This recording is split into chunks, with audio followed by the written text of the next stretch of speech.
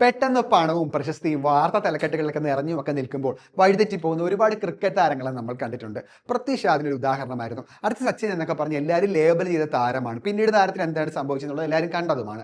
എന്തായാലും പൃഥ്വി ഷായെ പോലെ ഒരുപാട് താരങ്ങൾക്ക് ഇത്തരത്തിലുള്ള വീഴ്ച സംഭവിച്ചിട്ടുണ്ട്.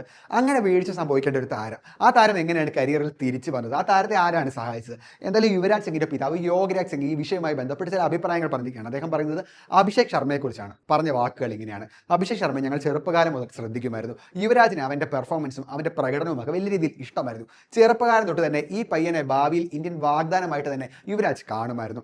അതിനാൽ തന്നെ അവൻ്റെ ബാറ്റിങ്ങും അവൻ്റെ ഫോമും അവൻ്റെ പ്രകടനവും ഒക്കെ കൂടുതലായി ശ്രദ്ധിക്കാൻ തുടങ്ങി. അവനൊരു പേഴ്സണൽ മെൻറ്റർ പോലെ യുവരാജ് മാറി. അഭിഷേകിനും അത് വലിയ രീതിയിൽ ഇഷ്ടമായിരുന്നു. എന്തായാലും യുവരാജ് ചില നിയന്ത്രണങ്ങൾ അവന് മുന്നിൽ മുമ്പോട്ട് വെച്ചു. അഭിഷേകിന് നൈറ്റ് ലൈഫും പാർട്ടിയും ഗേൾ ഫ്രണ്ടുമൊത്തുള്ള കറക്കവും ഒക്കെ ഇഷ്ടമായിരുന്നു.